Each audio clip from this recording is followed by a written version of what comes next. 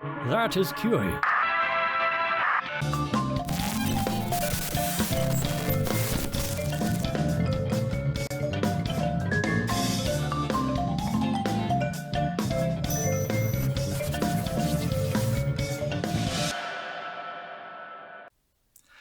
Greetings, my name is Allan Spencer, and I am the author of Practice Room Boot Camp for Intermediate and Advanced Drum Set, developing full control over drum beats by way of permutation and drilling routines.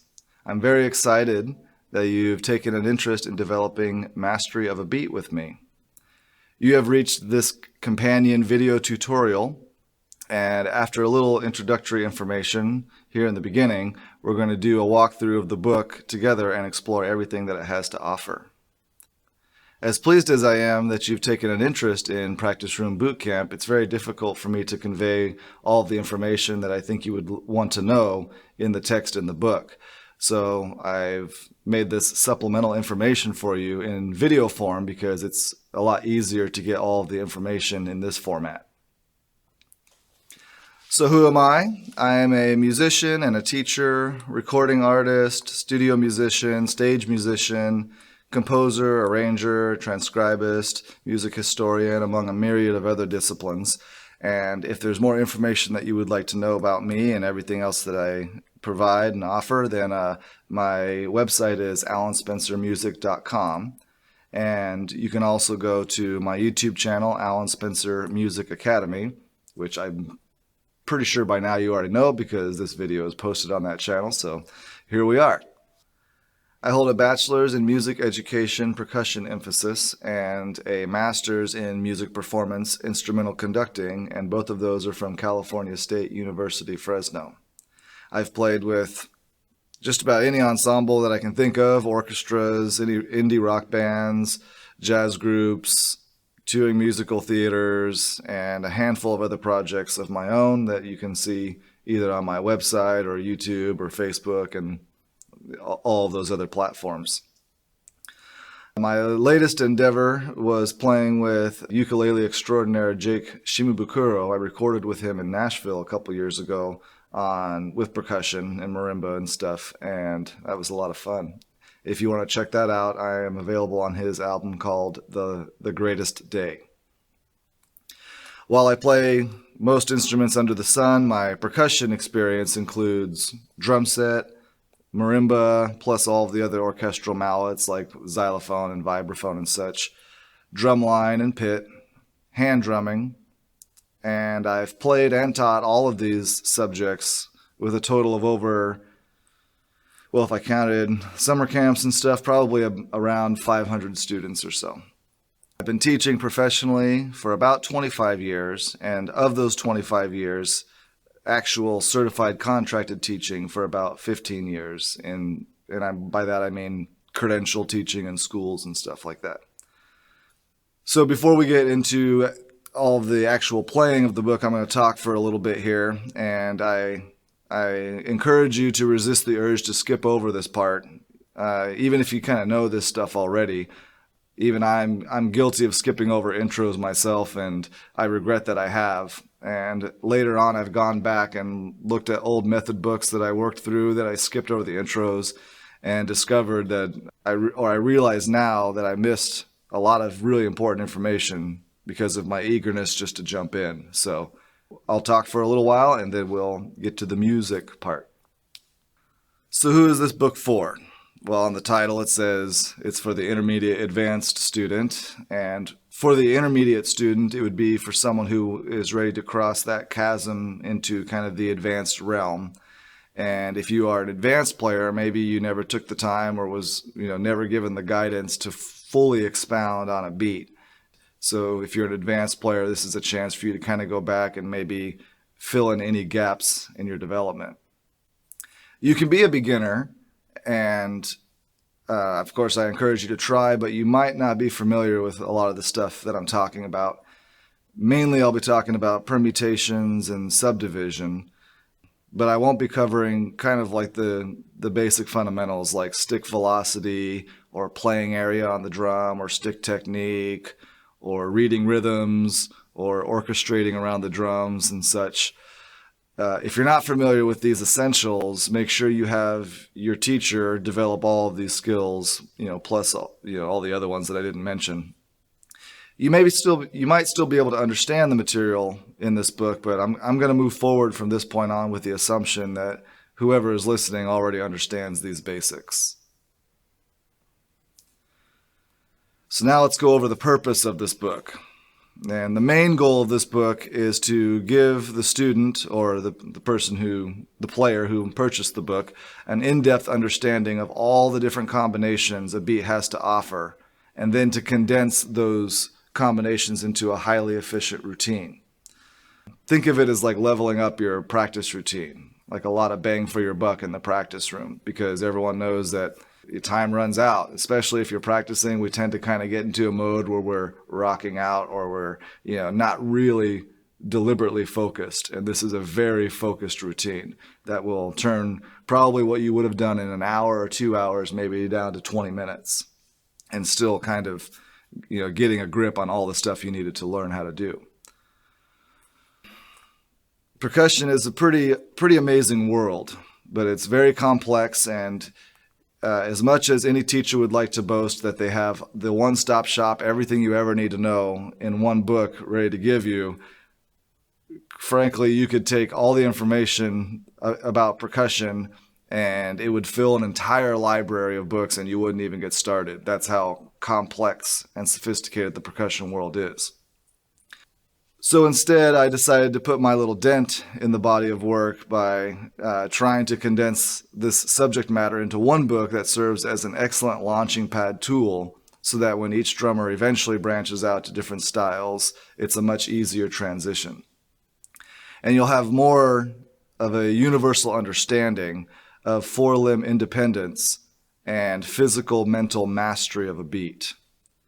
And pretty much that is done by basically drilling the snot out of a beat and going through all the permutations and exploring everything that is rhythmically possible in a 3-voice kit. You've probably heard most teachers say that the best instrument to start on, at least in the melodic world, is the piano, and for a lot of good reasons.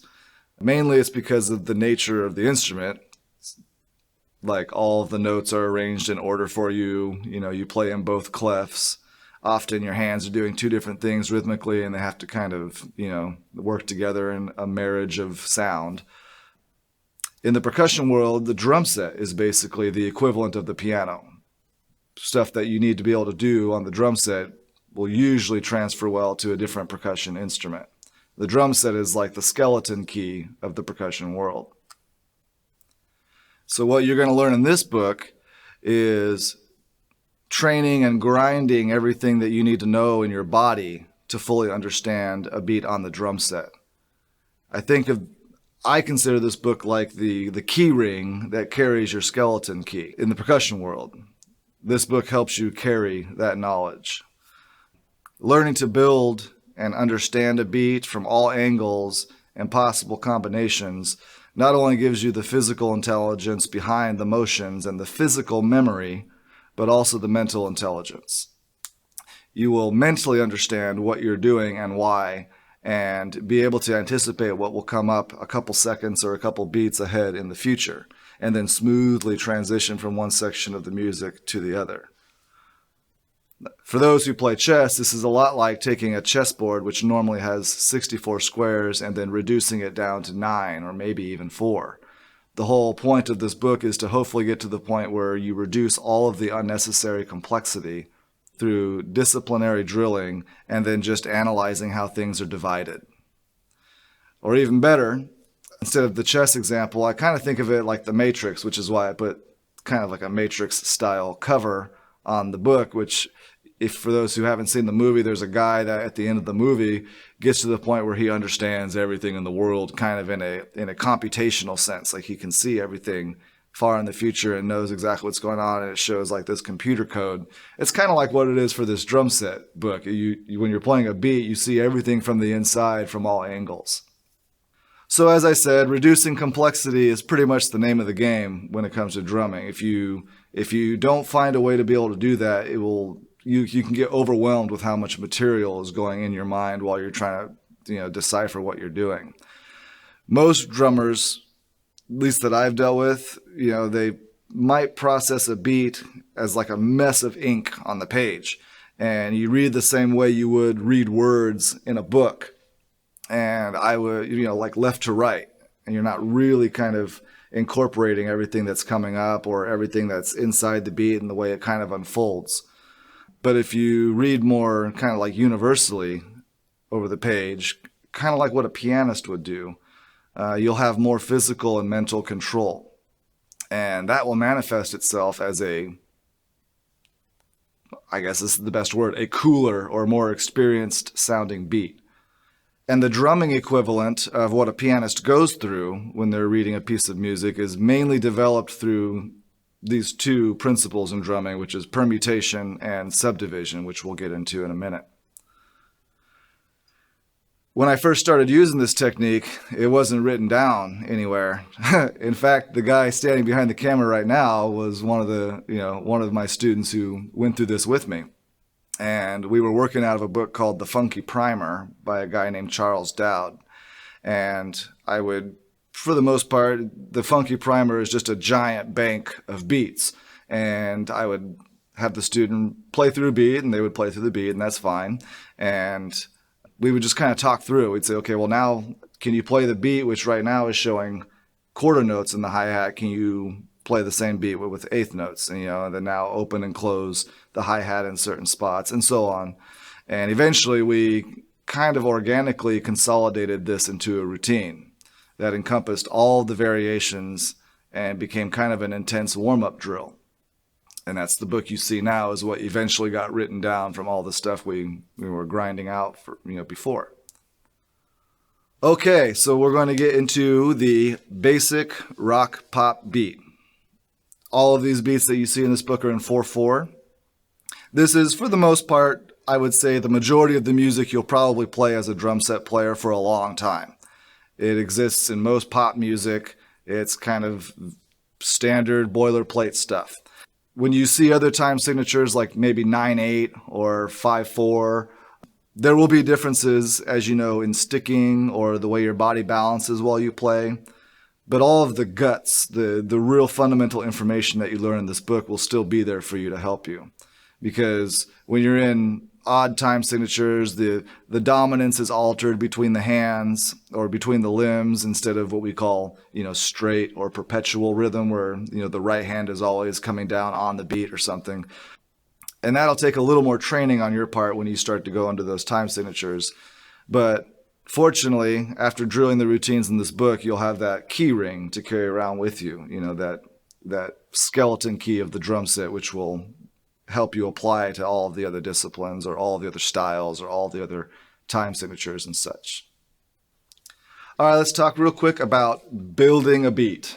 And I know it's cliche to talk about building a beat is like building a tower, just like you can use the same comparison for most other things that you need to put together. But yes, it's very much like building a building or a structure. So you have a foundation that you have to lay down first. And then after the foundation is laid down, you have what we call the, structural supports or the beams, that actually are the shape of the building. And then finally you put the walls and, the drywall and the paint and the windows and all the other stuff that you need, which gives the music or gives that building its character, dresses it up, so to speak. So in this book, we have in chapter 4, it's called the Beat Bank, and these are all foundation beats. It's just bass and snare is what you're going to see. That's the part that perpetually continues on. No matter what you're doing up here in what I call the structural section, the actual support beams, which in this book's case is the hi-hat for the most part, the foundation is just the bass and the snare. And like I mentioned before, when we were working out of the Funky Primer book by Charles Dowd, the book is basically a giant bank of beats, and I was like most drummers when I would open it up and I would play through the beat and I'd go, whoop-de-doo, I can play the beat and let's move on to the next one. And so I started thinking about with my students, I was like, well, wait a minute, let's now play the same beat, 20 clicks slower, go to 16th notes in the hi-hat, and process it that way. And this was all done mentally, like I said before, kind of like a mental gymnastics exercise.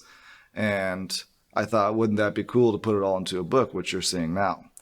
In this book, I call them classes. So I didn't want to, I got tired of saying, do the same thing with 16th notes in the hi-hat. It doesn't roll off the tongue as easily as saying class 3. So you'll see in this book, I identify the beats in classes. After you know the foundational beat and you're working on the hi-hat structural support, is what I call it in the book, you're either in class 1, class 2, or class 3.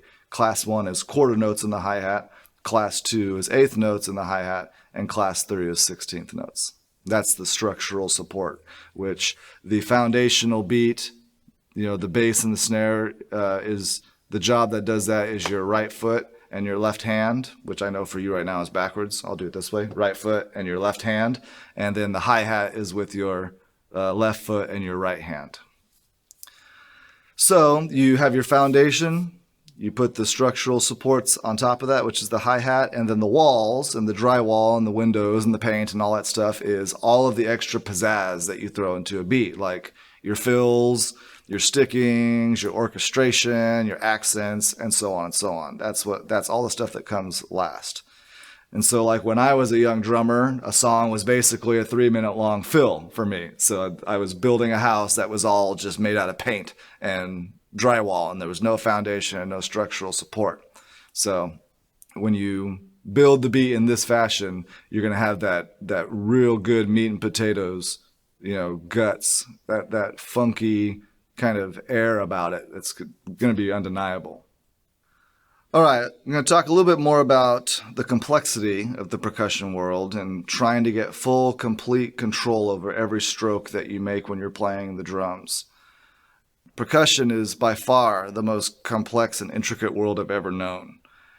And it's much like, it may not look like much when someone's playing a beat, but if you watch them on stage, they just look like they're kind of grooving. But inside their mind, there is a multitude of interwoven and interconnected aspects that go into playing a pleasant groove. Just to give a small example, in a 3-minute typical pop song, if you count up every strike that was made, there's over 1,000 hits. And this is for a basic standard 3-minute pop song and of a normal regular beat. Every one of those must be intentionally and deliberately examined in the moment. Now, luckily, your brain does about 90% of that for you. It works in concert with your ears and your muscles and stuff, and you can kind of identify right away when something goes wrong. But there's still that 10% that the brain doesn't control that you have to actually think about. And when you break it all that down, that's still over 100 notes that have to be controlled. And you want the fourth hit of the bass drum, boom, to sound just like the 134th, boom, just like the 913th, boom. You want them all the same, unless they're supposed to be different. But assuming that you're playing a beat that's consistent, you want those all to sound the same, and you have to deliberately think about that as you're going through. It's very complex.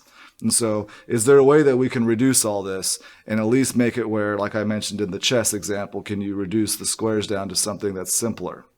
This book is supposed to make life easier for you eventually. After you do all the drilling, it's supposed to reduce complexity, and it's supposed to simplify.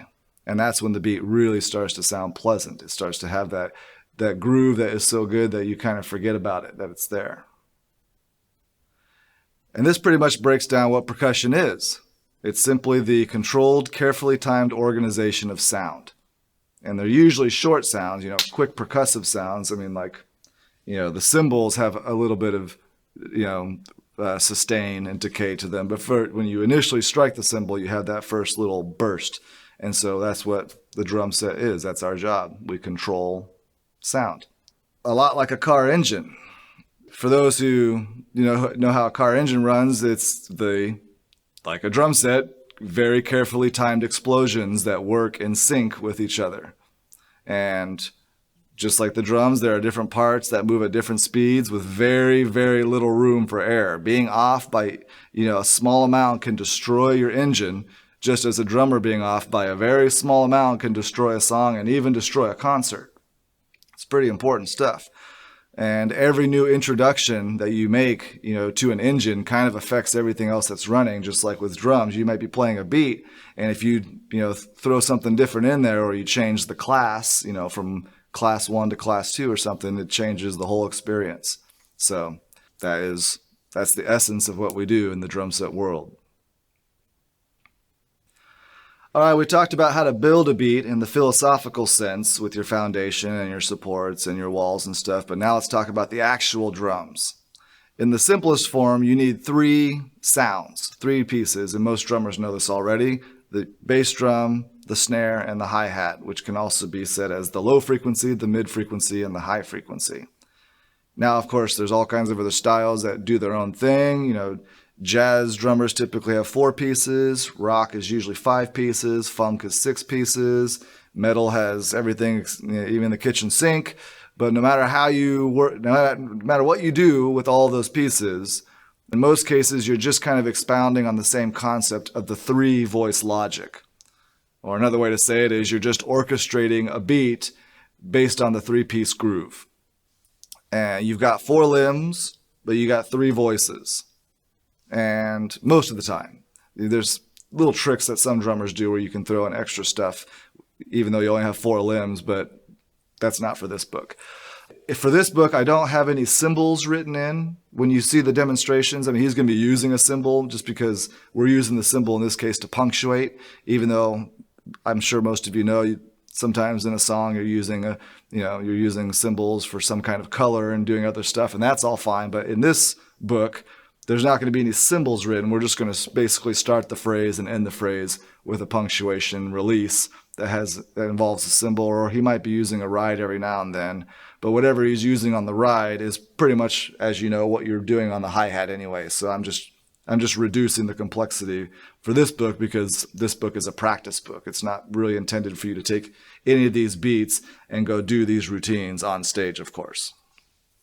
All right, we're in building your tower. We talked about this a little bit before. The bass and snare are the foundation. Your right hand and your left foot are the support columns or the support beams. That's your hi-hat. And these are responsible for changing the color and the flavor of the beat. And also for mirroring accents and kicks that may be going on with the group that you're playing. So we have the bass and snare foundation. Hi-hat is your support beams, and anything else that you end up doing is all the extra stuff. So I'm going to talk a little bit about the structural support, the hi-hat. Many drummers can change the subdivision on top, change from class 1 to class 2 to class 3, but they don't ever really go through the work of satisfying all the different permutations of each subdivision. So for example, a quarter note subdivision in this book eventually unfolds to 8 different routines, and the 8th note subdivision part unfolds to 8 more routines, and then actually 8 more on top of that. I don't want to confuse you too much with everything I'm talking about, but it turns into a whole bunch of routines, and there's a lot of information that goes into truly unfolding all of these different subdivisions. And playing through all of these routines every day can really kind of turn into a grind and sort of be a little bit dull. So I put them into this particular 16 measure routine that you see in this chapter to try to make it more a little bit like a song, what you'll be playing in a real song. So, and I've even taken steps to eventually consolidate all these routines into what I call a fast track to save you much needed time in the practice room. So right now, as you're looking through, it's a lot of information, but when you get to the end, you'll see how it gets condensed down to a really effective and efficient routine. Drilling through all the permutation combinations will make a world of difference in your drum set journey. Many students have come to me before into a lesson saying something like, hey, I want to learn how to play this song, and then they shove their phone in your face, and then you listen to it and you're like, oh, I want to play this, and there's not really anything wrong with that. Of course you want to play an awesome track. I totally get it. But it's sort of similar to going to a chess master with a chessboard and half the pieces missing, saying, hey, I want to learn how to win this game. And, starting from here. And he'll be like, okay, well, I'll show you how to beat it. But you might even learn how to win a game starting from that position. And you might even pick up little, tips and tricks along the way. But it will not be the same as kind of universally understanding the purpose of each of those pieces. Just in the same way with the drum set, you might learn how to play an awesome track, and you might learn a couple things while you're going through it, but it won't be the same as actually breaking down a beat and fully understanding how all those interconnected parts work. Because once you do embody a beat more on a universal level, applying that knowledge to the next random beat is just a matter of slight adjustments instead of trying to rope a whole new bull, like what we were talking about before, like getting a new beat and reading it all this crazy ink from left to right like you would be reading a book. So all in all, not only will you develop, like we mentioned before, the physical knowledge needed with this training, but you'll develop the mental knowledge of anticipating accents and opening and closings of the hi-hats and different variations across the board. So why doesn't everybody do this? Well, the short answer to that is because it's hard to do. And I don't mean so much musically demanding like level 6 kind of hard. I mean actual grinding and drilling and training kind of hard. It's intense. And you know, it's going to develop a laser focused concentration in your playing. And that takes a lot of, repetition and drilling, which will start out that way. I mean, for the first couple weeks, it's going to be that kind of a grind. But once you get that momentum going, it's going to kind of give you, like we said, a universal knowledge, a generational rhythmic knowledge in your playing. Okay, so now I'm going to do a little brief explanation on what permutations are for those who might not know. A permutation is basically a little segment, a little rhythm, a piece of music that you unfold into a whole bunch, into what a lot of people call a matrix, or some people call it a grid, and you play the same piece of music, but in a bunch of different combinations. And I know that didn't really make much sense with me explaining it. It's much easier to understand if you're looking at it. So in the appendix of this book, you'll see a very typical marching band snare permutation exercise. This is where they most show up, is usually in marching band drumline exercises. And if you take a look at that, you'll see that the triplet figure has an accent at the beginning, and then it does an accent on the second part, and then an accent on the third part, and then you do it again with 2 accents and so on. This is called a permutation, or some people again call it a matrix or a grid.